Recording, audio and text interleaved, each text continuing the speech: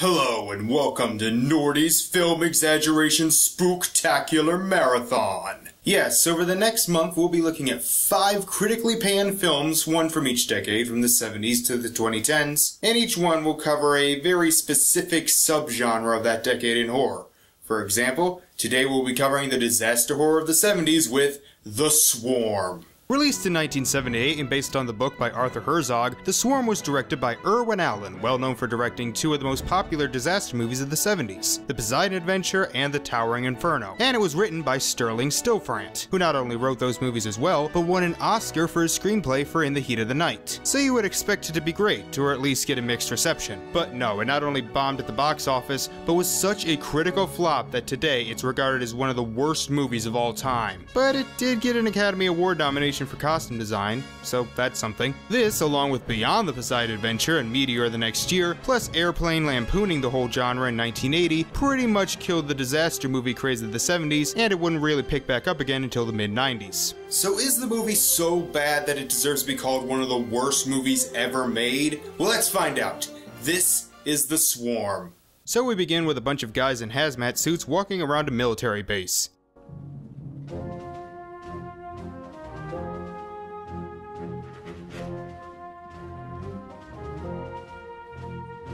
Okay, after about 5 minutes of that, they end up in a control room with a bunch of dead people who look as if they all suffered simultaneous heart attacks.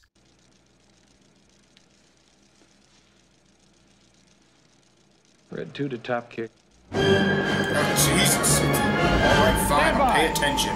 They get some people there to remove the bodies, but it appears they aren't alone, as who should answer but Michael fucking Caine himself, playing Dr. Bradford Crane. But before we get into what he's up to, a large threat is looming towards them as they send 2 choppers to see what it is. A black mass, sir. A moving black mass.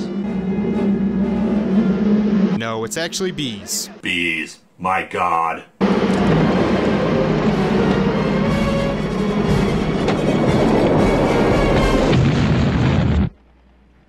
The hell? Was the helicopter made of nitroglycerin? And they have to be African bees then, don't they? The African killer bees? Patch through to Dr. Connors in the White House. You trying to cite him as your authority for being in this complex? Dr. Connors hasn't the foggiest idea whether I'm on, off, on top of, or under this complex. Okay, fine. When Michael Caine wants something, he better get it. Dr. Anderson, played by Katharine Ross, managed to get a few people to safety before they died, but they are still passed out. Cardiopep. I just read an article in the medical journal about cardiopep by some scientist named Crane, I think. Oh my god, that acting. Would you believe me if I told you that she was nominated for Best Supporting Actress for Butch Cassidy and the Sundance Kid? I wouldn't. Meanwhile, a family who look more out of the 1870s and not the 1970s are about to have a picnic. I love that we get a point of view shot of the bees watching them. It looks straight out of a 50s low-budget B movie, but it's supposed to be a 70s high-budget B movie.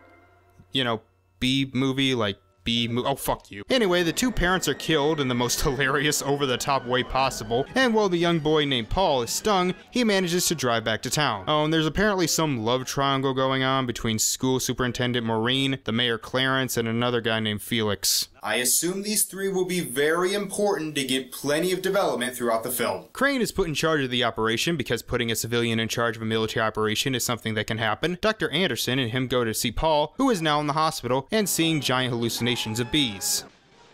There is no bee. Oh my god, it looks like a ghost floating over him. That's fucking funny. I'll give credit though, the kid is really good. He does seem really scared. By the way, he's played by Christian Lutner, who the same year was in I Wanna Hold Your Hand, Robert Zemeckis' first movie. General Slater, played by Richard Widmark, doesn't trust Crane, but don't worry, nothing comes of that. They also get some help from Dr. Krim, played by Henry Fonda, who is going to attempt to make an antitoxin to save the men who are stung. Just keep these IVs going. Yes, sir. Is there any other antitoxin we could have used? If this fellow behind me is right and the bees that stung him were Africans, the answer is probably no. Oh my god, this movie has a lot of talking. How long is it anyway? Son of a bitch. Okay, there is a much shorter version that's only 2 hours, but the iTunes file I got is 2.5 hours long. I don't know the scenes that were cut, but ones I know could be cut is this scene of a dad coming for his son's body that goes on for a whole 5 minutes, and has no impact on the plot as we never see this guy again. And we never even saw his son before he died, so there's no emotional connection. Why is this here? I'm afraid you can't take him, Mr. Hawkins. The only way you can stop me, General, is to shoot me. There is so much dead space in this of people talking, walking, sitting, or just explaining stuff we already know. For crying out loud, why does a 2.5 hour version of this movie exist? It's a movie about killer bees. We don't need to see Crane listening to audio of the earlier attack. We then see more with Felix and Maureen.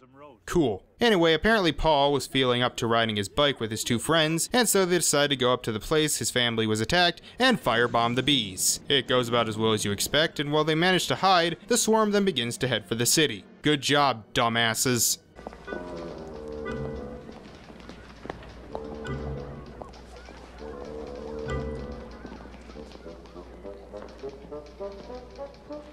What the fuck?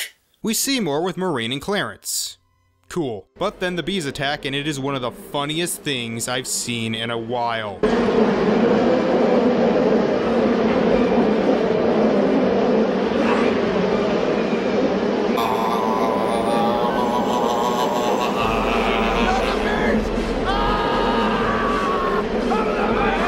By the way, asshole news lady, how shitty of you to leave 2 of your crew outside while the bees are attacking. What the hell is even killing them? They clearly aren't being stung, so is the flapping of their wings just so loud that it gives them all heart attacks and kills them?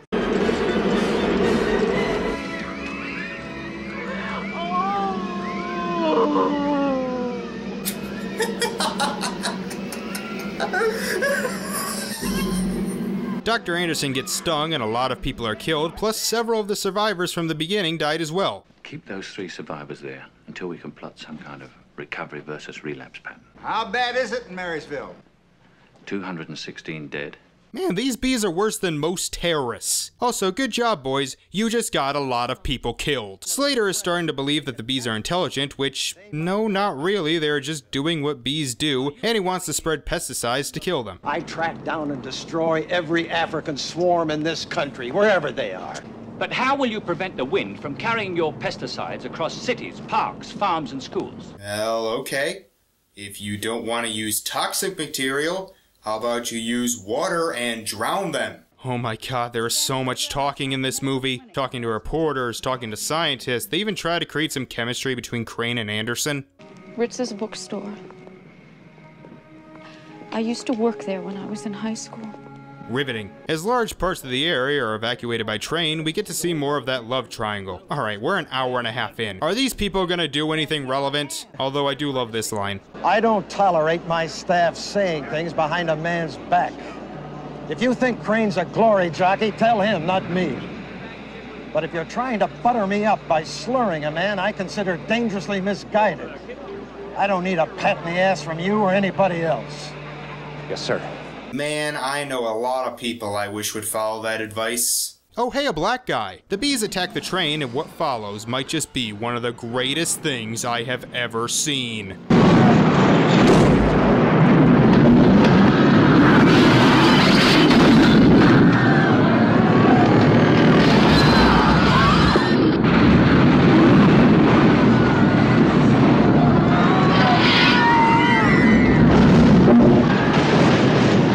So yes, the love triangle the movie kept going back to for the last hour and a half, all 3 of them just died.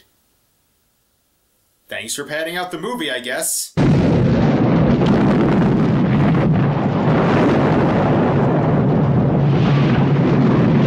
Why did the train just blow up? Seriously, I think this movie is mostly just trying to do stuff and failing. They try to poison the bees with pellets, but they don't fall for it. Again, I'm not sure why drowning them is out of the question. Oh, by the way, Paul dies. And they don't even try to help him. You're a doctor. Do some CPR or something. more fucking talking. You know, if the acting was better, then maybe I would care, or if it wasn't so slow. And then we get more trying and failing to do something. Krim tries to find a cure by injecting himself with poison, and at first it seems like it works. But it doesn't, and he dies. That scene wasted 10 minutes of my life. Also, this is the only scene where it appears Michael Caine is giving a shit. And then we get even more failing. They try to shut down a nuclear plant, but they say that there is no way the bees can get in. So the bees get in, kill everyone, and it leads to a meltdown. By the way, the slow motion bee attacks, it's getting old.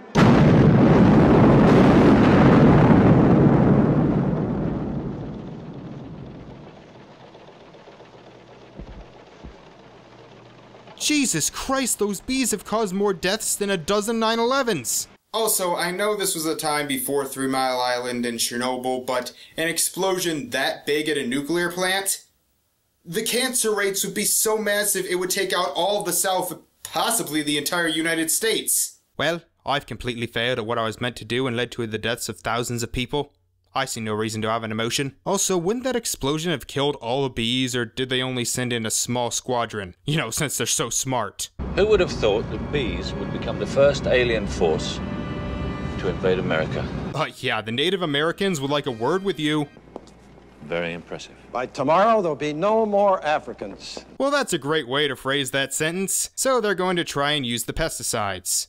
General, if you use that, nothing will grow out there for the next 10 years. That honestly doesn't sound that bad. But once again, it doesn't work. And General Thaddeus Slater is your first officer in history to get his butt kicked by a mess of bugs. Thank you for summing up how stupid this movie is. Well, with that plan failed, they decided to try another method. Flamethrowers. Yeah, because that's a genius way of doing this. If your plan was to just torch all of Houston, why not just nuke it? It doesn't go well anyway. Some dumbass decided to drive an ambulance through the town without a suit and crashes.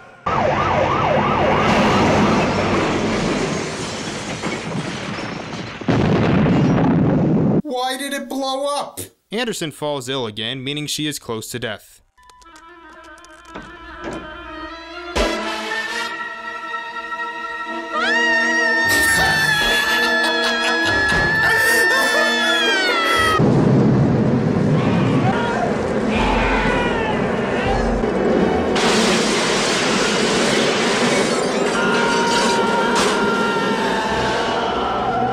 Oh my god, this is the funniest thing. It's the little things that make life worth living. So they find out that the alarm system at the base is the same frequency as the bees' mating call, so they can use the sound to get them wherever they need to be. Slater dies in the least dignified way possible, and Crane and Anderson lure the bees to the ocean where they spread oil over the water and then set it ablaze. Hey, remember how Crane didn't want to hurt the environment? You know what would really hurt the environment? Setting the fucking ocean on fire. Also, I guess Anderson just got over her illness? I mean, they never found a cure as far as I could tell. Oh, and the Air Force helped in the making of this film. Man, I thought the government wasted money on useless shit today. I know we still had a couple years before the Iran hostage crisis, but there had to be more important things they could be doing.